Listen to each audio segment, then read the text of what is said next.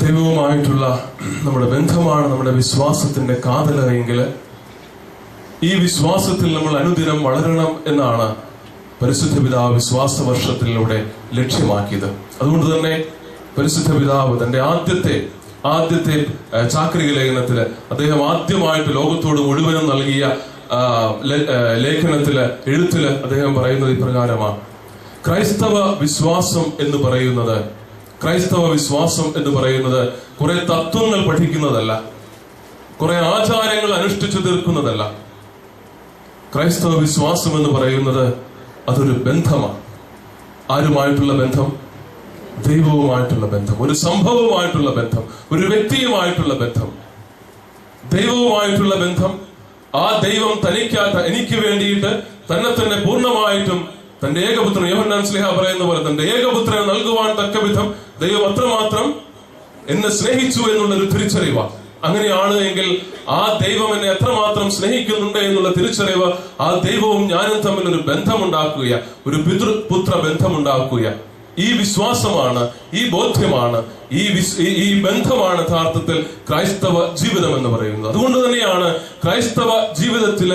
ക്രൈസ്തവ വിശ്വാസത്തില് മനുഷ്യൻ മറ്റുള്ളവർക്ക് പ്രത്യാശ നൽകുന്നവനായിരിക്കണം എന്ന് പരിശുദ്ധ പിതാവ് പറയുന്നത്.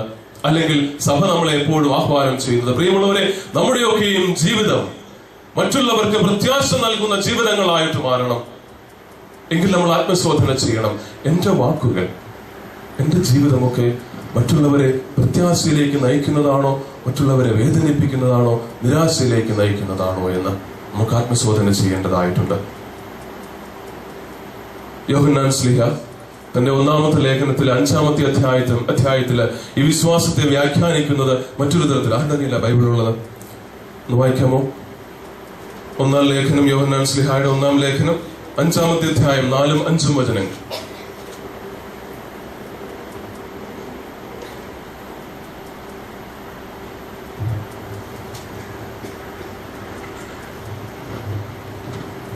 വായിച്ചു. 1-ാം ലേഖനം 5-ാമത്തെ അധ്യായം 4-5 വചനങ്ങൾ.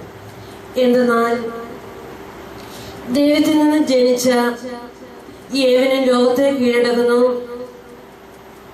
ലോകത്തിന്മേലുള്ള വിജയം ഇതാണ് നമ്മുടെ വിശ്വാസം. യേശു ദൈവപുത്രനാണെന്നും വിശ്വസിക്കുന്നവനല്ലാതെ മറ്റാരാണ് ലോകത്തെ ജയിക്കുന്നത്? മതി, ഒന്നുകൂടെ വായിക്കാമോ ആ ഭാഗം? എന്തെന്നാൽ ദൈവത്തിൽ നിന്ന് ജനിച്ച ഏവനും ലോകത്തെ കീഴടക്കുന്നു. നമുക്കൊന്നിച്ചൊന്ന് പറഞ്ഞാലോ? ദൈവത്തിൽ നിന്ന് ജനിച്ച ഏവനും ലോകത്തെ കീഴടക്കുന്നു. തുടർന്ന് ലോകത്തിന്മേലുള്ള വിജയം ഇതാണ് നമ്മുടെ വിശ്വാസം. ലോകത്തിന്മേലുള്ള വിജയം ഇതാണ്. എന്താണത്? നമ്മുടെ വിശ്വാസം. ലോകത്തിന്മേലുള്ള വിജയം ഇതാണ് നമ്മുടെ വിശ്വാസം. തുടർന്ന് യേശു ദൈവപുത്രനാണെന്ന് വിശ്വസിക്കുന്നവനല്ലാതെ മറ്റാരാണ് ലോകത്തെ ജയിക്കുന്നത്? യേശു ദൈവപുത്രനാണ് എന്ന് വിശ്വസിക്കുന്നവനല്ലാതെ മറ്റാരാണ് ലോകത്തെ ജയിക്കുന്നത്? നമ്മുടെ വിശ്വാസം ഇതാണ്. എന്താണ് നമ്മുടെ വിശ്വാസം? ലോകത്തെ നാം ജയിച്ചിരിക്കുന്നു എന്നുള്ളതാണ് നമ്മുടെ വിശ്വാസം എന്ന് പറയുന്നത്. എങ്കിൽ ഈ വിശ്വാസം നമുക്ക് സ്വന്തമാകുന്നത് എപ്പോഴാണ്? ഈശോ ദൈവപുത്രനാണ് എന്ന് നമ്മൾ ഏറ്റുപറയുമ്പോ, വിശ്വസിക്കുമ്പോ, അത് നമ്മുടെ ജീവിതത്തിൽ നമ്മൾ സ്വന്തമാക്കുമ്പോ. പ്രിയമുള്ളവരെ, വിശ്വാസം ലോകത്തിന്മേലുള്ള വിജയമാണ് എന്ന് ശ്ലീഹ പറയുന്നുണ്ട് എങ്കിൽ ഈ ബോധ്യം നമ്മുടെ ജീവിതത്തിൽ ഉള്ളപ്പോഴാ, ദൈവം എന്റെ പിതാവാണ് എന്നുള്ളൊരു ബോധ്യം എനിക്കുണ്ടാകുമ്പോ ജീവിതത്തിൽ ഏത് സാഹചര്യം വന്നാലും ഈ ലോകത്തിൽ ഒന്നിനും എന്നെ കീഴ്പ്പെടുത്തുവാനായിട്ട് സാധിക്കുകയില്ല എന്നുള്ളൊരു ബോധ്യം എനിക്കുണ്ട്. പൗലോസ്ലീഹ പറയുന്നുണ്ടല്ലോ, റോമാക്കാർക്കെഴുതിയ ലേഖനം 6-ാമത്തെ അധ്യായത്തില് പൗലോസ്ലീഹ പ്രത്യേകമായിട്ട് പറയുന്നുണ്ട്, കർത്താവിന്റെ കൂടെയുണ്ട് എങ്കിൽ ആർക്കെന്നെ പൂരിപ്പിച്ചു. കർത്താവിന്റെ കൂടെയുണ്ടെങ്കിൽ ആർക്കെന്നെ തോൽപ്പിക്കാൻ കഴിയും? ആർക്കെന്നെ കീഴടക്കാൻ കഴിയും? ആർക്കും കീഴടക്കാൻ കഴിയും. ഈ ലോകത്തിൽ ഒരു ശക്തിക്കും ദൈവം എന്റെ കൂടെയുണ്ട് എങ്കിൽ എന്നെ കീഴടക്കാൻ കഴിയുകയില്ല എന്നുള്ളൊരു ബോധ്യമാണ് നമ്മുടെ വിശ്വാസം എന്ന് പറയുന്നത്. കാരണം ദൈവം അത്രമാത്രം എന്നെ സംരക്ഷിക്കുന്നുണ്ട് എന്നുള്ളൊരു ബോധ്യം, ദൈവം എന്റെ പിതാവാണ് എന്നുള്ളൊരു ബോധ്യം. ഈ വിശ്വാസത്തിൽ, ഈ ബോധ്യത്തിൽ വളരുവാനായിട്ട് നമുക്ക് സാധിക്കുക എന്നുള്ളതാണ് പ്രിയമുള്ളവരെ ക്രൈസ്തവരായിരിക്കുക എന്ന് പറഞ്ഞാൽ അതിന്റെ അർത്ഥം. ക്രൈസ്തവരായിരിക്കുക എന്ന് പറഞ്ഞാൽ അതിന്റെ അർത്ഥം ദൈവം എന്റെ പിതാവാണ് എന്നുള്ളൊരു ബോധ്യം. പ്രിയമുള്ളവരെ, ഈ ഒരു ബോധ്യത്തിലേക്കാണ് ഈശോ മിശിഹ നമ്മളെ നയിക്കുന്നത്. അവൻ ഈ ലോകത്തിലേക്ക് കടന്നു വരുന്നത് തന്റെ രക്ഷണീയ കർമ്മമൊക്കെ പൂർത്തീകരിച്ചുകൊണ്ട് നമ്മളെ രക്ഷിച്ചു എന്ന് പറയുമ്പോൾ അതിന്റെ അർത്ഥം ഇതാ: യഥാർത്ഥത്തിൽ ഏദൻ തോട്ടത്തിൽ ദൈവം മനുഷ്യന് നൽകിയ ഏറ്റവും വലിയ സമ്മാനമാണ് ദൈവത്തോട് കൂടെ ആയിരിക്കുക എന്ന് പറയുന്നത്, അല്ലെ? ദൈവം മനുഷ്യനെ സൃഷ്ടിച്ചത് എവിടെയാണ് പാർപ്പിക്കുവാനായിട്ട് കൊണ്ടുവരുന്നത്? എവിടെയാ?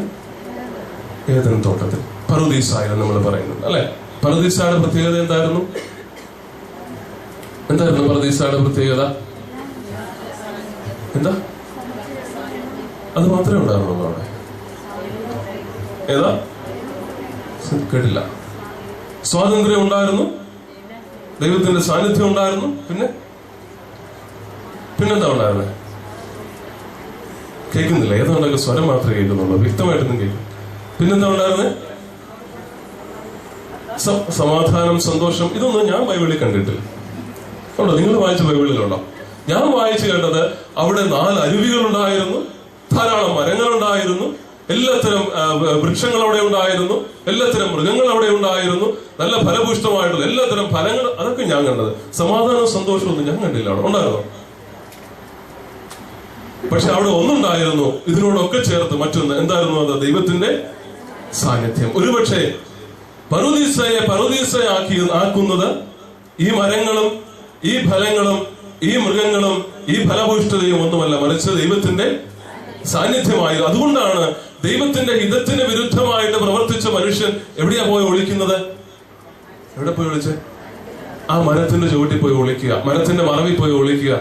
കാരണം ഇന്നലെ വരെ ഈ പറുദീസായിൽ ദൈവം ഇറങ്ങി വരും. നമ്മൾ വചനത്തിൽ വായിക്കുന്നുണ്ട്, സായാഹ്നങ്ങളിൽ ദൈവം ഉലാത്താനായിട്ട് ഇറങ്ങി വരും മനുഷ്യനോടൊപ്പം.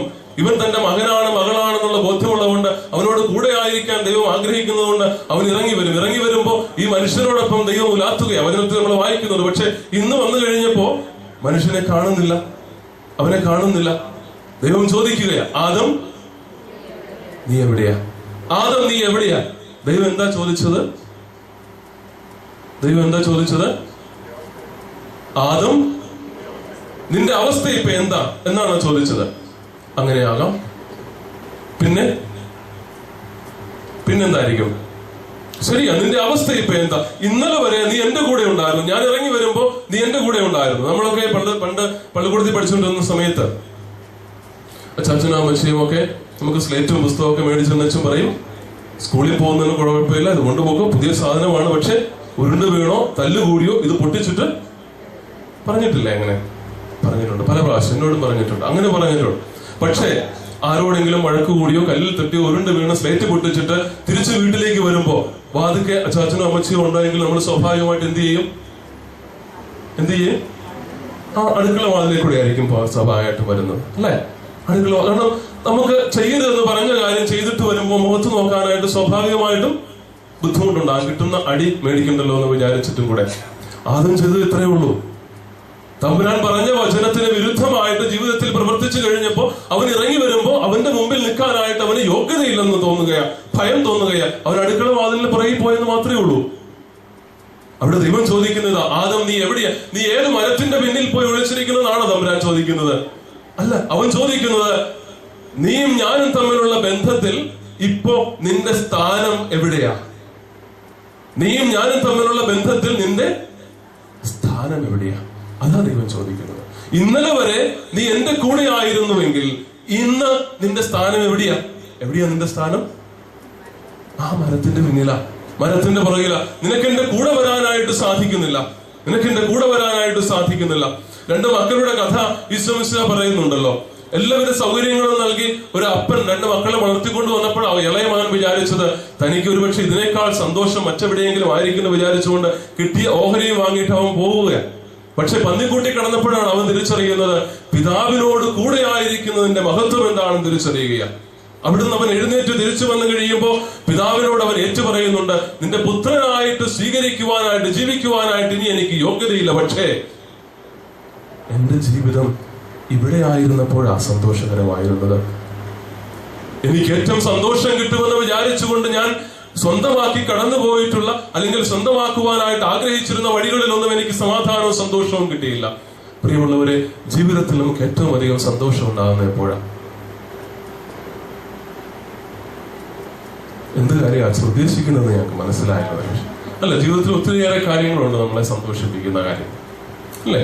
ഒത്തിരിയേറെ കാര്യങ്ങളുണ്ട്. ഇന്നലെ ഒരു അപ്പനും അമ്മയും കൂടെ പറഞ്ഞ ഒരു കാര്യം ഇതാണ്. അവരുടെ മകളുടെ മൂത്ത മകളുടെ വിവാഹം നിശ്ചയിച്ചു. വളരെ സന്തോഷമായിട്ടൊരു കാര്യം. അവരുടെ ജീവിതത്തിൽ ഒത്തിരിയേറെ കാത്തിരുന്ന ഒരു കാര്യമാണ്. ഈ സന്തോഷം എത്ര നാൾ നിലനിൽക്കും?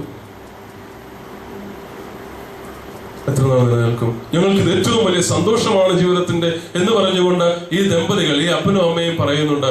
ഒരു 2 വർഷം കഴിയുമ്പോൾ അവരുടെ ജീവിതത്തിൽ എന്തെങ്കിലും കുഴപ്പമുണ്ടാവും എന്നുള്ളത് കൊണ്ടല്ല, പക്ഷെ ഈ സന്തോഷവും അവരുടെ ജീവിതത്തിൽ ഏറ്റവും വലിയ സന്തോഷമായിട്ട് എന്ന് നിലനിൽക്കാറുണ്ടോ? ഇല്ല. നമുക്ക് നല്ലൊരു ഉടുപ്പ് കിട്ടിയാൽ, അല്ല ഉടുപ്പല്ല, സാരിയോ ബ്ലൗസോ ഉടുപ്പ് എന്തോ ആയിക്കൊള്ളട്ടെ, അത് കിട്ടിയാൽ വലിയ സന്തോഷമാണെന്ന് നമ്മൾ വിചാരിക്കും. പക്ഷെ ആ സന്തോഷം എപ്പോ വരെ നിലനിൽക്കും? കുറച്ചുകൂടെ നല്ല ഒന്ന് നമ്മൾ മറ്റാരെങ്കിലും ഉടുത്തിരിക്കുന്നത് ഇട്ടിരിക്കുന്നത് കാണുമ്പോൾ അതുവരെയല്ലേ സാധാരണഗതിയിൽ ഉണ്ടാവുക. പ്രിയമുള്ളവരെ, ചിന്തിച്ച് നോക്കിക്കേ, ഈ ലോകത്തിൽ നമുക്ക് സന്തോഷം നൽകുന്നതാണ് എന്ന് നമ്മൾ കരുതുന്ന ഏത് കാര്യവും നമ്മൾ എടുത്തു വെച്ച് നോക്കിക്കോളൂ. അതൊക്കെ നമുക്ക് സന്തോഷം നൽകും. പക്ഷെ അതൊക്കെ നൽകുന്ന സന്തോഷം കുറെ സമയത്തേക്ക് മാത്രമാണ്. ശരിയല്ലേ? അതൊന്നും വേണ്ട, അതൊന്നും മോശമാണെന്നുള്ള അർത്ഥത്തിലല്ല പറയും. പക്ഷെ അതൊക്കെ നമുക്ക് നൽകുന്ന സന്തോഷം കുറച്ച് സമയത്തേക്ക് മാത്രമാണെന്ന് തിരിച്ചറിവ് എങ്കിൽ യഥാർത്ഥത്തിലുള്ള സന്തോഷം എന്താണ് എന്ന്, എന്റെ ജീവിതത്തിൽ നിലനിൽക്കുന്ന സന്തോഷവും സമാധാനവും ആശ്വാസവും കിട്ടുന്നത് എവിടെയാണ് എന്ന് തിരിച്ചറിയുവാനായിട്ടും കൂടെ എന്നെ പ്രേരിപ്പിക്കേണ്ടതായിട്ടുണ്ട്. വേണ്ടേ? അവിടെയാണ് കർത്താവിന്റെ വചനം നമ്മളെ പഠിപ്പിക്കേണ്ടത്. ഉത്ഥാനം ചെയ്ത് സ്വർഗീയ പിതാവിന്റെ അടുത്തേക്ക് പോകുന്നതിന് മുമ്പ് ശിഷ്യരെ വിളിച്ചിരുത്തി കർത്താവ് പറയുകയാ, ഞാൻ പോകുന്നു, പക്ഷെ ഞാൻ പോകുമ്പോ എന്റെ സമാധാനം ഞാൻ നിങ്ങൾക്ക് തന്നിട്ട് പോകുന്നു. ലോകം തരുന്നത് പോലെയല്ല എന്റെ സമാധാനം. കാരണം എന്റെ സമാധാനത്തിന്റെ പ്രത്യേകത എന്താ? ആർക്കും എടുത്തു മാറ്റാൻ കഴിയാത്ത സമാധാനമാണ്. ജീവിതത്തിൽ ആർക്കും നിങ്ങളുടെ ജീവിതത്തിൽ നിന്ന് എടുത്തു മാറ്റാൻ കഴിയാത്ത സമാധാനം. നിങ്ങളുടെ ജീവിതത്തിൽ വലിയ ദുരന്തങ്ങൾ, പക്ഷെ നിങ്ങളുടെ ഭർത്താവ് മദ്യപാനാണെന്നുള്ളൊരു വിഷമം നിങ്ങളുടെ ജീവിതത്തിൽ എന്ന് നിലനിൽക്കുന്നുണ്ട് എങ്കിൽ ആ ജീവിതത്തിന്റെ ദുരന്തങ്ങൾക്കിടയിലും നിങ്ങളുടെ ഉള്ളിൽ സമാധാനം അനുഭവിക്കാൻ നിങ്ങൾക്ക് സാധിക്കും. കാരണം ഞാൻ നിന്റെ കൂടെ ഉണ്ട് എന്നുള്ള വിശ്വാസം നിനക്കുണ്ട് എങ്കിൽ. നിങ്ങളുടെ ജീവിതത്തിൽ നിങ്ങളുടെ മക്കളെ കുറിച്ചോ ജീവിത പങ്കാളിയെ കുറിച്ചോ നിങ്ങളുടെ ബന്ധുക്കളെ കുറിച്ചോ സഹോദരങ്ങളെ കുറിച്ചോ നിങ്ങൾ ആകുലപ്പെടുന്നുണ്ട് എങ്കിൽ, ദാരിദ്ര്യത്തിന്റെയോ വേദനയുടെയോ രോഗത്തിന്റെയോ ഒക്കെ പ്രയാസങ്ങൾ നമ്മളെ അലട്ടുന്നുണ്ട് എങ്കിൽ, ഈ ദുരിതങ്ങളും ഈ വിഷമങ്ങളും നിങ്ങളുടെ ജീവിതത്തിൽ ഉണ്ടാകുമ്പോഴും നിങ്ങൾക്ക് സമാശ്വസിക്കുവാനായിട്ട് സാധിക്കും. എപ്പോ? എന്റെ കൂടെ ഉണ്ടാകുമ്പോ, ദൈവം എന്റെ കൂടെ ഉണ്ടാകുമ്പോ. ഈ ബോധ്യമാണ് പ്രിയമുള്ളവരെ നമ്മുടെ വിശ്വാസം എന്ന് പറയുന്നത്. ഈ വിശ്വാസത്തിൽ ജീവിക്കുമ്പോഴാണ് നമുക്ക് പ്രത്യാശയോടുകൂടെ ജീവിക്കാൻ കഴിയുക. മറ്റുള്ളവർക്ക് നമ്മുടെ ജീവിതം പ്രത്യാശ നൽകുന്ന ജീവിതമായിട്ടും മാറ്റുവാനായിട്ട് സാധിക്കുന്നത്. അതുകൊണ്ടാണ് പൗലോസ്ലീഹ പറയുന്നത് ഫിലിപ്പിയരുടെ ലേഖനത്തിലെ 4-ാമത്തെ അധ്യായം 13-ാമത്തെ വചനത്തില്, എന്നെ ശക്തിപ്പെടുത്തുന്നവനിലൂടെ എനിക്ക്, ഉറക്കെ പറഞ്ഞ്, എന്നെ ശക്തിപ്പെടുത്തുന്നവനിലൂടെ എനിക്കെല്ലാം ചെയ്യുവാനായിട്ട് സാധിക്കും. എന്നെ ശക്തിപ്പെടുത്തുന്നവൻ എന്റെ കൂടെ ഉണ്ട് എങ്കിൽ പിന്നെ ഞാൻ എന്തിനാ ഭയപ്പെടുന്നത്? എന്നെ ശക്തിപ്പെടുത്തുന്നവനിലൂടെ എനിക്കെല്ലാം ചെയ്യുവാനായിട്ട് സാധിക്കും. ഈ ഒരു ബോധ്യത്തിലേക്ക് നമ്മളെ വളർത്തുവാനായിട്ട് ഈശോയുടെ ജീവിത മാതൃകയാണ് നമുക്ക് വേണ്ടത്. പിതാവും ഞാനും തമ്മിലുള്ള ഒരു ബന്ധത്തിൽ വളരുന്നതാണ് എന്റെ ജീവിതത്തിന് എന്റെ വിശ്വാസമെങ്കിൽ അതിനെനിക്ക് മാതൃക ഈശോ മിശിഹായുടെ ജീവിതം തന്നെയാണ്. കാരണം അവൻ ഏറ്റവും പ്രിയപ്പെട്ട പുത്രനായിട്ടാണ് ഈ ലോകത്തിലേക്ക് കടന്നു വന്നത്. മാത്രമല്ല, അവൻ പുത്രനെ പോലെ ഈ ലോകത്തിൽ ജീവിക്കുകയും ചെയ്തു. അപ്പന്റെ മകനായി അല്ലെങ്കിൽ അമ്മയുടെ മകനായി നമ്മളൊക്കെ ജീവിക്കുന്നുണ്ട് എന്ന് നമുക്ക് പറയാൻ സാധിക്കുന്നത് എപ്പോഴാ? സാധാരണഗതിയിൽ ഞാൻ ഇന്നയാളുടെ മോനാണ് എന്നൊക്കെ നമുക്ക് അഭിമാനത്തോടുകൂടിയൊക്കെ പറയാൻ കഴിയുന്ന എപ്പോഴാ? അപ്പന്റെ നിറം നമുക്കുണ്ടാകുമ്പോഴാണ്, വീട്ടുപേര് സ്വന്തമായിട്ടുണ്ടാകുമ്പോഴാണ്. ആണോ? അല്ല. മറിച്ച് ആ അപ്പന്റെയും അമ്മയുടെയും പേര് നിലനിർത്തത്തക്ക വിധത്തിൽ അവരുടെ ജീവിതത്തിൽ നിന്ന് കിട്ടുന്ന നന്മകളൊക്കെ നമുക്ക് ജീവിക്കാൻ കഴിയുമ്പോഴാണ്. അതല്ല എന്നുണ്ടെങ്കിൽ അവർ ആഗ്രഹിക്കുന്നത് പോലെ നന്മ നിറഞ്ഞൊരു ജീവിതം നമുക്ക് സ്വന്തമാക്കാൻ കഴിയുമ്പോഴാണ് നമുക്ക് അഭിമാനത്തോടുകൂടെ ഇന്ന മാതാപിതാക്കളുടെ മകനാണ് ഞാനെന്ന് പറയാനായിട്ട് സാധിക്കുന്നത്. അല്ലെങ്കിൽ ആ മാതാപിതാക്കൾക്ക് നമ്മളെ നോക്കി ഇവൻ എന്റെ മകനാണ്, ഇവൻ എന്റെ മകളാണ് എന്ന് അഭിമാനത്തോടുകൂടി പറയാൻ കഴിയുന്നത് എപ്പോഴാ? അവരുടെ വാക്കുകൾ കേട്ട് അവരുടെ ഇഷ്ടത്തിന് തോന്നിയവാസത്തിനനുസരിച്ചെന്നുള്ള അർത്ഥത്തിലല്ല പറയുന്നത്, മറിച്ച് അവരുടെ ആഗ്രഹിക്കുന്ന നന്മയ്ക്കനുസൃതം നമ്മുടെ ജീവിതത്തെ നമ്മൾ നയിക്കുമ്പോഴാണ്. സുറ മലബാർ സഭയുടെ ആരാധനാ വത്സരം അനുസരിച്ച് ഇത് ദനഹാകാലമാണ്, അല്ലെ? ദനഹാകാലമാണ്. ഈശോയുടെ മാമോദിസായ പ്രത്യേകമായിട്ട് നമ്മൾ അനുസ്മരിക്കുന്ന സമയമാണ്. ഈ ദനഹാകാലം പ്രത്യേകമായിട്ടും ദൈവ മനുഷ്യ ബന്ധത്തെ കുറിച്ച് നമ്മളെ പ്രത്യേകം അനുസ്മരിപ്പിക്കുന്ന സമയമാണ്. വിശുദ്ധ ഗ്രന്ഥ വായനകളൊക്കെയും നമ്മളെ ഓർമ്മിപ്പിക്കുന്നത് മറ്റൊന്നുമല്ല, ദൈവവും ഞാനും തമ്മിലുള്ള ബന്ധത്തിൽ നമ്മളെ വളർത്തുവാനായിട്ടുള്ള ആഹ്വാനമാണ് വചനം ഓരോ ദിവസവും നമുക്ക് നൽകുന്നത്. ആദ്യത്തെ ദിവസത്തെ ക്രിസ്തുമിശിഹായുടെ മാമോദിസായുടെ അവസരത്തിൽ നമ്മൾ വായിച്ചു കേൾക്കുന്ന വചനഭാഗത്ത് നമ്മളെ പഠിപ്പിക്കുന്ന ഒരു വലിയ സത്യമുണ്ട്. ദൈവവും ഞാനും തമ്മിലുള്ള ബന്ധത്തിൽ നമ്മൾ എങ്ങനെ വളർന്നു വരണമെന്ന്. മാമോദിസായുടെ അവസരത്തിൽ യോഹന്നാൻ മാമോദിസ സ്വീകരിച്ച് യോർദാൻ നദിയുടെ കരയിൽ പ്രാർത്ഥനാനിമഗ്നനായി നിൽക്കുമ്പോ സ്വർഗം തുറന്ന് പരിശുദ്ധാത്മാവ് പ്രാവിന്റെ രൂപത്തിൽ ഈശോയുടെ മേൽ ഇറങ്ങി വരുന്നു. പിതാവിന്റെ സ്വരവും അവിടെ ഉണ്ടായി. എന്തായിരുന്നു സ്വരം? ഇവൻ എന്റെ പ്രിയപുത്രനാകുന്നു, ഇവനിൽ ഞാൻ പ്രസാദിച്ചിരിക്കുന്നു. ദനഹാകാലം നമ്മുടെയും മാമോദിസായെ കുറിച്ച് നമ്മൾ ഓർമ്മിക്കുവാനായിട്ടുള്ള അവസരമാണ്. നമ്മുടെ മാമോദിസ എന്ന് പറഞ്ഞാൽ എന്താ അർത്ഥം? വിശ്വാസത്തിൽ വീണ്ടും നമ്മൾ ജനിക്കുന്ന അവസരമാണ്.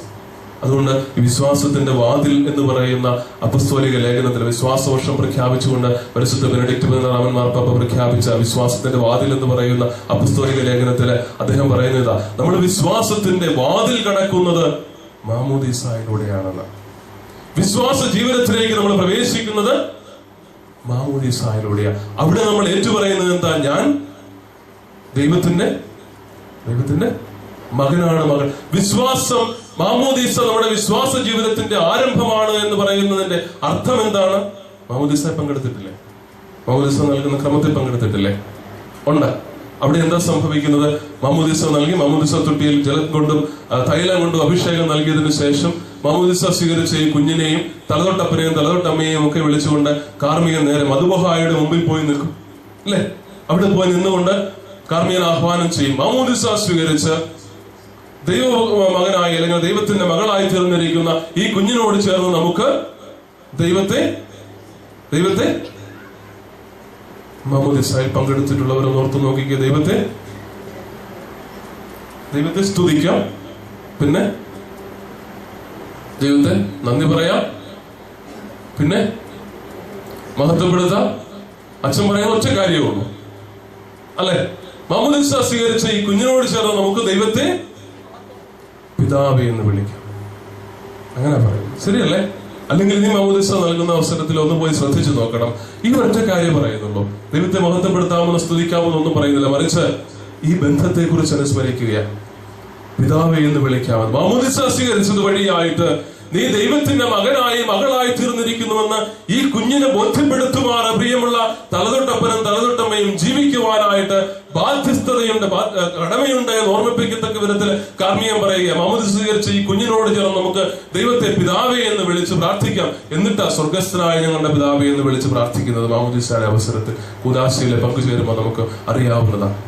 കാരണം മാമോദിസയുടെ അവസരത്തിൽ ഈശോയുടെ മാമോദിസയിൽ സ്വർഗം തുറന്നിറങ്ങി ഇവനെന്റെ പ്രിയപുത്രനാണ് എന്ന് ദൈവപിതാവ് പറഞ്ഞുവെങ്കിൽ മാമോദിസ തൊട്ടിയിൽ മാമോദിസ പൊങ്ങുന്ന അവസരത്തിൽ നമ്മുടെ മേൽ സ്വർഗത്തിൽ നിന്ന് ഈ സ്വരം ഉണ്ടാവുന്നുണ്ട്. ഏത് സ്വരം? ഇവനെന്റെ പ്രിയപുത്രനാണ്, ഇവനെന്റെ പ്രിയപുത്രിയാണ്, ഇവളിൽ ഞാൻ സംപ്രീതനായിരിക്കുന്നുവെന്ന് ഈശോ മിശിഹായുടെ മേൽ ഈ സ്വരം വീണ്ടും നമ്മൾ കേൾക്കുന്നുണ്ട്. എപ്പോഴാണെന്നറിയാവോ? എപ്പോഴായിരുന്നു? രൂപാന്തരീകരണ സമയത്ത് താബോർ മലയിൽ വെച്ച് വീണ്ടും കർത്താവ് ഈശോ മിശിഹായുടെ മേൽ സ്വർഗം തുറന്ന ഈ സ്വരം കേൾക്കുന്നുണ്ട്. ഇവൻ എന്റെ പ്രിയപുത്രനാകുന്നു, നിങ്ങൾ ഇവനെ ശ്രവിക്കുവിനെന്ന്. കാരണം ഇവന്റെ വചനം എന്റെ വചനമാണ്, നിങ്ങൾ ഇവനെ ശ്രവിക്കുവിനെന്ന്.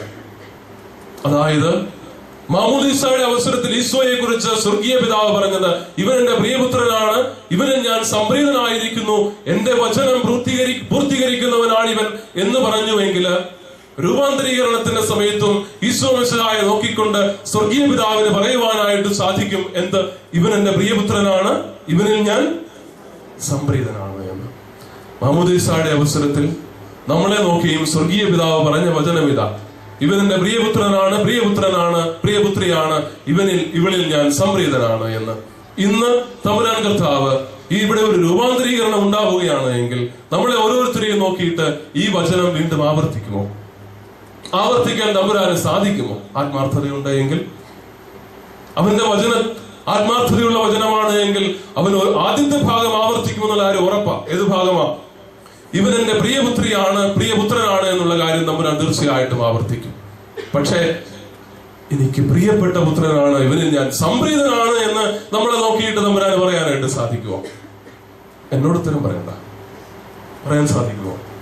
ആത്മശോധന ചെയ്താൽ മതി, തമ്പുരാനോട് മാത്രം ഉത്തരം പറഞ്ഞാൽ മതി. മാമോദീസായുടെ അവസരത്തിൽ ദൈവത്തിന്റെ മകനായി മകളായിട്ട് ജീവിക്കുവാനായിട്ടുള്ള കടമ ഏറ്റെടുത്തുകൊണ്ട്, അല്ലെങ്കിൽ അതിനുള്ള സൗഭാഗ്യം ലഭിച്ചിട്ട് ദൈവത്തിന്റെ അനുഗ്രഹങ്ങളൊക്കെ പ്രാപിച്ച് ദൈവത്തിന്റെ മക്കളെ പോലെ ജീവിക്കുവാനായിട്ടുള്ള വിളിയാണ് യഥാർത്ഥത്തിൽ വിശ്വാസത്തിന്റെ വിളിയെങ്കിൽ അതിനുള്ള മാതൃക, ഉത്തമ മാതൃക ഈശോ മിശിഹായുടെ ജീവിതം തന്നെയാണ്. 12-ാമത്തെ വയസ്സിൽ ദേവാലയത്തിൽ അവനിരുന്ന് പ്രാർത്ഥിക്കുന്ന, അല്ലെങ്കിൽ മറ്റു ജ്യോതിശാസ്ത്രികൾ തർക്കിച്ചുകൊണ്ടിരിക്കുന്ന അവസരത്തിൽ അപ്പനും അമ്മയും വന്ന് അന്വേഷിക്കുക, നീ എവിടെയായിരുന്നു, എന്തിനാ ഞങ്ങളെ വിഷമിപ്പിച്ചതെന്ന്. എന്താ അവന്റെ മറുപടി?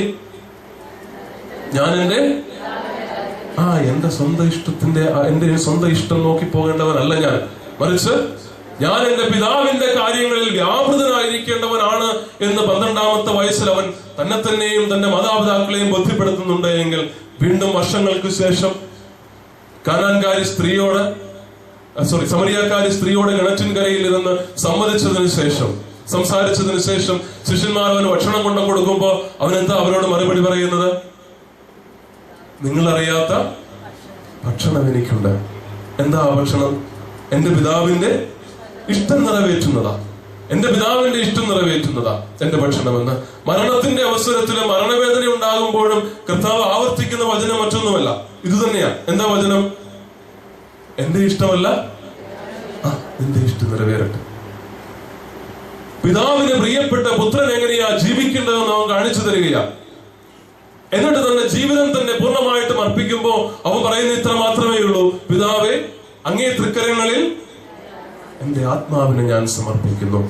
നിന്റെ ഹിതമനുസരിച്ചുകൊണ്ട് ജീവിക്കുവാനായിട്ട്, പ്രിയപ്പെട്ട പുത്രനായിട്ട് ജീവിക്കുവാനായിട്ട് നീ എന്നെ തിരഞ്ഞെടുത്ത് അഭിഷേകം ചെയ്തുവെങ്കിൽ എന്റെ ജീവിതം പൂർണ്ണമായിട്ടും ഞാൻ നിനക്ക് നൽകിക്കൊണ്ട് എന്നെ തന്നെ ഞാൻ സമർപ്പിക്കുമ്പോ തീർച്ചയായിട്ടും യോഹന്നാൻ ശ്ലീഹ കൂടുതലായിട്ട് അതിനെക്കുറിച്ച് എഫെസ്യർക്കുള്ള ലേഖനത്തിൽ വീണ്ടും പറയുന്നുണ്ട്. അതുകൊണ്ട് തന്നെ പൂർണ്ണമായിട്ടും അവൻ നൽകിയത് കൊണ്ട്, ദൈവത്തിന്റെ ഹിതമനുഷ്ഠിച്ചത് കൊണ്ട് അവനെ ദൈവം മഹത്വപ്പെടുത്തി എന്നാ പറയുക, അല്ലെ? അവനെ ദൈവം മഹത്വപ്പെടുത്തി, എല്ലാ സൃഷ്ടികൾക്കും ഉപരിയായിട്ടുള്ള സ്ഥാനം അവന് നൽകി എന്നാ പറയുക. ഈശോ മിശിഹായുടെ ജീവിതത്തിന്റെ മാതൃക പ്രിയപുത്രനായി പ്രിയപുത്രിയായിട്ട് ജീവിക്കുവാൻ വിശ്വാസത്തിൽ നമുക്കും മാതൃകയായിട്ട് മാറണം. പ്രിയമുള്ളവരെ, വിശ്വാസികളാണ് നമ്മൾ എന്ന് നമ്മൾ അഹങ്കരിക്കുകയോ അഭിമാനിക്കുകയോ ചെയ്യുമ്പോഴും ഈ വിശ്വാസം നമുക്ക് നൽകുന്ന ഉത്തരവാദിത്വത്തെ കുറിച്ച് നമ്മൾ മറന്നു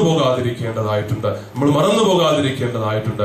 ഈശോ നമുക്ക് വെറുതെ ഒരു മാതൃക നൽകുക മാത്രമായിരുന്നില്ല, മറിച്ച് നമുക്ക് എപ്പോഴെങ്കിലും ഈ ദൈവപുത്ര സ്ഥാനത്തിന് കുറവ് സംഭവിക്കുന്നുണ്ടെങ്കിൽ, ദൈവത്തിന്റെ ഹിതത്തിന് വിരുദ്ധമായിട്ട് ജീവിക്കുന്നത് വഴിയായിട്ട് ആദത്തിനും ഹവ്വായ്ക്കും ഒക്കെ സംഭവിച്ചതുപോലെ ദൈവത്തിന്റെ പുത്രസ്ഥാനത്തിന്, പുത്രീസ്ഥാനത്തിന് അനർഹരായിട്ട് എപ്പോഴെങ്കിലും തീരുന്നുണ്ടെങ്കിൽ അവൻ വീണ്ടും നമ്മളെ ദൈവത്തിന്റെ പുത്രരാക്കി തീർക്കുകയാ ചെയ്യുക. എഫെസ്യർക്കുള്ള ലേഖനത്തിലെ 1-ാമത്തെ അധ്യായം 4-5 വചനങ്ങളിൽ പ്രത്യേകമായിട്ടും പൗലോസ് ശ്ലീഹ നമ്മളെ ഓർമ്മിപ്പിക്കുന്നതാ.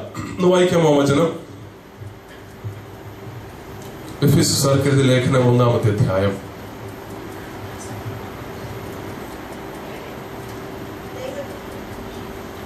4-5 വചനം. തന്റെ മുമ്പാകെ സ്നേഹത്തിൽ പരിശുദ്ധരും നിഷ്കളങ്കരുമായിരിക്കാൻ ലോകസ്ഥാപനത്തിന് മുമ്പ് തന്നെ അവിടുന്ന് നമ്മെ ക്രിസ്തുവിൽ തെരഞ്ഞെടുത്തു. യേശു ക്രിസ്തു വഴി നാം അവിടുത്തെ പുത്രരായി ദത്തെടുക്കപ്പെടണമെന്ന് അവിടുന്ന് തന്റെ ഹിതവും ലക്ഷ്യവും അനുസരിച്ച് മുൻകൂട്ടി തീരുമാനിച്ചു. തന്റെ മുമ്പിൽ താൻ പരിശുദ്ധരും കളങ്കമറ്റവരുമായിരിക്കുവാൻ ലോകസ്ഥാപനത്തിന് മുമ്പ് തന്നെ അവൻ നമ്മെ ഈശോയിൽ തിരഞ്ഞെടുത്തു. തന്റെ ഇഷ്ടമനുസരിച്ച് അവൻ നമ്മെ തനിക്കായി സ്നേഹപൂർവ്വം മുൻകൂട്ടി തിരഞ്ഞെടുക്കുകയും ഈശോ മിശിഹായിൽ നമ്മെ ദത്തുപുത്രരാക്കുകയും ചെയ്തിരിക്കുന്നു. എന്ന് പറഞ്ഞാൽ അതിന്റെ അർത്ഥം എന്താ? ദൈവത്തിന്റെ പുത്രസ്ഥാനത്തിന് എപ്പോഴെങ്കിലും നമ്മൾ അനർഹരായി തീർന്നിട്ടുണ്ട് എങ്കിൽ അവനിലൂടെ വീണ്ടും നമ്മളെ അവൻ തന്റെ ദത്തുപുത്രരായി, ദൈവത്തിന്റെ ദത്തുപുത്രരായി വീണ്ടെടുത്തിരിക്കുകയാണ്. നമുക്ക് നഷ്ടപ്പെട്ടിട്ടുള്ള പുത്രസ്ഥാനം ദൈവം വീണ്ടും നമുക്കായിട്ട് നൽകിയിരിക്കുന്നു ഈശോ മിശിഹായിലൂടെ. എങ്കിൽ എന്റെ കുറവുകൾക്കും എന്റെ പോരായ്മകൾക്കും തന്റെ ജീവിതത്തിലൂടെ പരിഹാരം ചെയ്തുകൊണ്ട് എനിക്ക് നഷ്ടപ്പെട്ട സൗഭാഗ്യം അവൻ വീണ്ടെടുത്തു തന്നിരിക്കുകയാണ്. ഈ പുത്രസ്ഥാനത്തിലേക്കാണ് ഓരോ ദിവസവും ഈശോ മിശിഹാ നമ്മെ സ്വീകരിക്കുന്നത്. ഓരോ വിശുദ്ധ കുർബാന അർപ്പിക്കുമ്പോഴും നമ്മളെ കർത്താവ് വിശ്വസിച്ച് ആഹ്വാനം ചെയ്യുന്നത് ഈ പുത്രസ്ഥാനത്തിലേക്ക് നമ്മളെ വീണ്ടും സ്വീകരിച്ചുകൊണ്ട് ജീവിക്കുവാൻ വേണ്ടിയിട്ടാണ്. ദൈവത്തിന്റെ മകനാണ്, മകളാണ് നീ എന്നുള്ള ബോധ്യത്തോടു കൂടെ ജീവിക്കുവാനായിട്ട് നമ്മളെ അവിടുന്ന് പ്രാപ്തരാക്കുകയാണ്. ഓരോ ദിവസവും നമ്മൾ സ്വീകരിക്കുന്ന കൂദാശകൾ, ഓരോ ദിവസവും നമ്മൾ സ്വീകരിക്കുന്ന കൂദാശകൾ ഈ ദൈവപുത്ര സ്ഥാനത്തിന് നമ്മളെ ഓരോ ദിവസവും അർഹരാക്കി തീർക്കുകയാണ്. റോമാക്കാർക്ക് എഴുതിയ ലേഖനം 8-ാമത്തെ അധ്യായം 15-16 വചനം, അതും കൂടെ നമുക്ക് വായിക്കാം.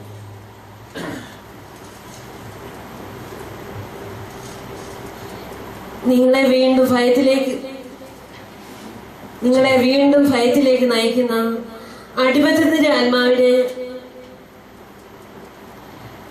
അല്ല, മറിച്ച് പുത്രസ്വീകാരത്തിന്റെ ആത്മാവിനെയാണ് നിങ്ങൾ കൈക്കൊണ്ടിരിക്കുന്നത്. ഈ ആത്മാവ് മൂലമാണ് നാം ആബാ പിതാവേ എന്ന് വിളിക്കുന്നത്. നാം ദൈവത്തിന്റെ മക്കളാണെന്ന് ഈ ആത്മാവ് നമ്മുടെ ആത്മാവിനോട് ചേർന്ന് സാക്ഷി നൽകുന്നു. നോക്കുക, ഈശോ മിശിഹായിലൂടെ നമ്മൾ ദത്തുപുത്രരായി സ്വീകരിക്കപ്പെട്ടുവെങ്കിൽ, ദൈവത്തിന്റെ പ്രിയപ്പെട്ട പുത്രരായിരിക്കുവാനായിട്ട് അവൻ നമ്മളെ വിളിച്ചു ചേർത്തുവെങ്കിൽ, ഓരോ ദിവസവും നമ്മൾ സ്വീകരിക്കുന്ന കുദാശയിലൂടെ പരിശുദ്ധാത്മാവ് വീണ്ടും വീണ്ടും നമ്മളെ ധൈര്യപ്പെടുത്തുക, ശക്തിപ്പെടുത്തുക. എന്തിനു വേണ്ടിയിട്ട്? ദൈവത്തെ അബ്ബ എന്ന് വിളിക്കാൻ നമ്മളെ യോഗ്യരാക്കുകയാണ് ചെയ്യുക. നമ്മുടെ കുറവുകൾക്കും അപ്പുറം അവൻ എടുത്തു കളഞ്ഞുകൊണ്ട് നമ്മളെ ദൈവത്തിന്റെ മക്കളായിട്ട് ജീവിക്കുവാനായിട്ടുള്ള യോഗ്യത. നിങ്ങളെ ഭയത്തിലേക്ക് നയിക്കുന്ന അടിമത്തത്തിന്റെ ആത്മാവിനെ അല്ല നിങ്ങൾ സ്വീകരിച്ചിരിക്കുന്നത്, മറിച്ച് പുത്രസ്വീകാരത്തിൽ നിങ്ങൾ എപ്പോഴും ദൈവത്തിന്റെ മക്കളാണ് എന്ന് നിങ്ങളെ നിരന്തരം ബോധ്യപ്പെടുത്തിക്കൊണ്ടിരിക്കുന്ന ദൈവത്തിന്റെ ആത്മാവിനെയാണ് നിങ്ങൾ സ്വീകരിച്ചിരിക്കുന്നത്. ഈ ആത്മാവാണ് നമ്മളെ ദൈവത്തെ പിതാവേ എന്ന് വിളിക്കാൻ നിരന്തരം പ്രേരിപ്പിക്കുന്നത്. തുടർന്നും ആ അധ്യായത്തിന്റെ അവസാന ഭാഗത്ത് ശ്രീഹ വീണ്ടും നമ്മളെ ഓർമ്മിപ്പിക്കുന്നുണ്ട്. ശരിയായി പ്രാർത്ഥിക്കേണ്ടത് എന്താണ് എന്ന് നിങ്ങൾക്ക് അറിഞ്ഞുകൂടാത്തപ്പോഴും ഉള്ളിന്റെ ഉള്ളിലിരുന്നു കൊണ്ട് ആത്മാവ് നെടുവീർപ്പുകളോടുകൂടെ നമുക്ക് വേണ്ടിയിട്ട് പ്രാർത്ഥിക്കുന്നുണ്ട്. എന്താണ് ആത്മാവ് പ്രാർത്ഥിക്കുന്നത്? എന്താ ആത്മാവ് പ്രാർത്ഥിക്കുന്നത്? ശ്രീഹ അത് പറയുന്നില്ല. എന്തായിരിക്കും ഈ ആത്മാവ് പ്രാർത്ഥിക്കുന്നത്? നമുക്ക് എങ്ങനെയാണ് പ്രാർത്ഥിക്കേണ്ടതെന്ന് അറിയുന്നില്ല. ആ അവസരത്തിൽ ഉള്ളിന്റെ ഉള്ളിലിരുന്നു കൊണ്ട് ആത്മാവ് നെടുവീർപ്പുകളോടുകൂടി നമുക്ക് വേണ്ടിയിട്ട് പ്രാർത്ഥിക്കുകയാണ്. എന്താ പ്രാർത്ഥിക്കുന്നത്? എന്തായിരിക്കും പ്രാർത്ഥിക്കുന്നത്? നമ്മുടെ കുഞ്ഞിന്റെ അസുഖം മാറണമേ എന്ന്, നമ്മുടെ വീട് പണി പൂർത്തിയാക്കാനായിട്ട് സാധിക്കണമേ എന്ന്, രോഗം നമ്മുടെ ജീവിതത്തിൽ ജോലിയില്ലാത്ത അവസ്ഥയിൽ നമ്മൾ രക്ഷിക്കണമേ എന്ന്, ഇതൊക്കെയല്ലേ പരിശുദ്ധാത്മാവ് പ്രാർത്ഥിക്കുന്നത്? അല്ലേ? ആണെന്ന് തോന്നുന്നില്ലേ? ഇല്ല, പരിശുദ്ധാത്മാവ് അത്ര കൊച്ചാകത്തില്ല എന്ന് നമുക്കറിയാം, അല്ലെ? ഇതുപോലെ ഇതൊന്നും കൊച്ചു കാര്യങ്ങളല്ല. ഓരോരുത്തർ അനുഭവിക്കുന്നവർക്ക് അറിയത്തുള്ളൂ ഇതൊക്കെ എന്തുമാത്രം വലിയ കാര്യങ്ങളാണ് എന്ന്. പക്ഷേ പരിശുദ്ധാത്മാവ് ഈ കാര്യങ്ങൾ ഓരോന്നും എടുത്തു വെച്ചല്ല നമുക്ക് വേണ്ടി പ്രാർത്ഥിക്കുന്നത്, മറിച്ച് അവൻ പ്രാർത്ഥിക്കുന്നത് ഒന്ന് മാത്രമേ ഉള്ളൂ. ഉള്ളിന്റെ ഉള്ളിലിരുന്ന് നെടുവീർപ്പുകളോടുകൂടി നമുക്ക് വേണ്ടിയിട്ട് ആത്മാവ് പ്രാർത്ഥിക്കുന്നത് എന്താ? നീ എന്ത് പ്രാർത്ഥിക്കണം? ദൈവത്തെ പിതാവേ ആബ്ബ എന്ന് വിളിച്ച് പ്രാർത്ഥിക്ക്. നീ ദൈവത്തെ പിതാവേ എന്ന് വിളിക്ക്, ആത്മാർത്ഥതയോടുകൂടെ വിളിക്ക്. അങ്ങനെ വിളിക്കുമ്പോ നിനക്കെന്തുണ്ടാവും? പൗലോസ് ശ്ലീഹ പറഞ്ഞതുപോലെയുള്ളൊരു ബോധ്യമുണ്ടാവും. കർത്താവിന്റെ കൂടെ ഉണ്ട് എങ്കിൽ ആർക്കെന്നെ തോൽപ്പിക്കാൻ കഴിയും? ഈ രോഗത്തിനും ഈ സഹനത്തിനും ഈ വേദനയ്ക്കും എന്നെ തോൽപ്പിക്കാൻ കഴിയുകയില്ല എന്ന് നിനക്ക് ഉറപ്പുണ്ടാവും. അവിടെ സങ്കീർത്തനോടുകൂടെ നിനക്കും പറയാനായിട്ട് സാധിക്കും. 23-ാമത്തെ സങ്കീർത്തനത്തിൽ സങ്കീർത്തനം പറയുന്നുണ്ട്. എന്താ പറയുക? കർത്താവിന്റെ ഇടയനാകുന്നു, അതുകൊണ്ട് എനിക്കൊന്നിനും മുട്ടുണ്ടാവുകയില്ല. മരണത്തിന്റെ താഴ്വരയിൽ കൂടെ ഞാൻ നടക്കേണ്ടി വന്നാലും ഞാൻ ഒരു കാലത്തും ഭയപ്പെടുകയില്ല. കാരണം ദൈവം എന്റെ കൂടെയുണ്ട്, അവൻ എന്റെ പിതാവാണ്. ആത്മാവ് ഉള്ളിന്റെ ഉള്ളിൽ ഇരുന്നുകൊണ്ട് നെടുവീർപ്പുകളോട് നമുക്ക് വേണ്ടി പ്രാർത്ഥിക്കുന്നത് നമ്മുടെ ഓരോരോ ആവശ്യങ്ങളും എടുത്തു വെച്ചുകൊണ്ട് അല്ല എന്നാണ് എനിക്ക് തോന്നുന്നത്. അതിലുപരിയായിട്ട് ദൈവത്തിന്റെ മകളാണ് എന്നുള്ള ബോധ്യം നിനക്ക് ഉള്ളിലുണ്ടാകത്തക്ക വിധത്തിൽ നെടുവീർപ്പുകളോടുകൂടി അവൻ പ്രാർത്ഥിക്കുക. നീ പ്രാർത്ഥിക്ക്, ദൈവത്തെ പിതാവേ അബ്ബ എന്ന് വിളിച്ച് പ്രാർത്ഥിക്ക്. ആ ബോധ്യം നിന്റെ ഉള്ളിൽ നിന്നിറക്ക്. അവിടെ നിന്റെ ജീവിതത്തിന്റെ എല്ലാ ചോദ്യങ്ങൾക്കും നിനക്ക് ഉത്തരം കിട്ടും. കാരണം ആ ദൈവം നിന്റെ ഇടയന. മരണത്തിന്റെ താഴ്വരയിൽ കൂടി നിന്നെ കൊണ്ടുപോകുമ്പോഴും ഭയപ്പെടാൻ തക്ക വിധം അല്ലെങ്കിൽ ഭയപ്പെടാത്ത തക്ക വിധം നിന്നെ സംരക്ഷിക്കുവാനായിട്ട് കഴിവുള്ള നമ്മുടെ നല്ല ദൈവമാണ് നമ്മുടെ പിതാവ് എന്നുള്ളൊരു ബോധ്യം നമുക്കുണ്ടാവും. നമുക്ക് എഴുന്നേറ്റ് നിൽക്കാം.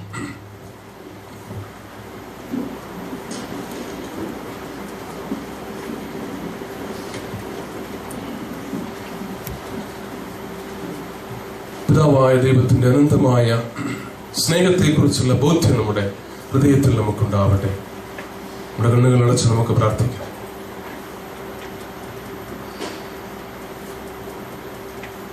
എന്റെ ദൈവം എന്റെ പിതാവാണ് എന്ന്, അവൻ ഒരിക്കലും എന്നെ ഉപേക്ഷിക്കുകയില്ലാത്ത എന്റെ സ്നേഹപിതാവാണ് എന്നുള്ളൊരു ബോധ്യം നല്ല ദൈവമേ നീ എനിക്ക് നൽകണമേ എന്ന ഹൃദയത്തിൽ നമുക്ക് ആഗ്രഹിക്കാൻ പ്രാർത്ഥിക്കാം. നീ എന്റെ കൂടെയുണ്ട് എങ്കിൽ ഈ ലോകത്തിലെ ഒന്നിനും എന്നെ തോൽപ്പിക്കാനായിട്ട് കഴിയുകയില്ല എന്നുള്ളൊരു ബോധ്യം എനിക്കുണ്ട്. സ്ലീഹായുടെ കൂടെ ഞാൻ ഇവറ്റ് പറയുന്നു, കർത്താവിന്റെ കൂടെയുണ്ട് എങ്കിൽ ആർക്കെന്നെ തോൽപ്പിക്കാൻ കഴിയും? ആർക്കെന്നെ തോൽപ്പിക്കാൻ കഴിയും? എന്നെ ശക്തിപ്പെടുത്തുന്നവരിലൂടെ എനിക്കെല്ലാം ചെയ്യാൻ കഴിയുമെന്നുള്ള ബോധ്യം നല്ല ദൈവമേ എനിക്ക് നൽകണമേ. പിതാവേ, നിന്റെ തൃക്കരങ്ങളിൽ പൂർണ്ണമായിട്ടും എന്നെ സമർപ്പിച്ചുകൊണ്ട് ഞാൻ പ്രാർത്ഥിക്കുന്നു. നീയാണ് എന്റെ ഇടയൻ, നീയാണ് എന്റെ സംരക്ഷകൻ, എന്റെ ജീവിതത്തിൽ എപ്പോഴും എന്നെ പരിപാലിക്കണം.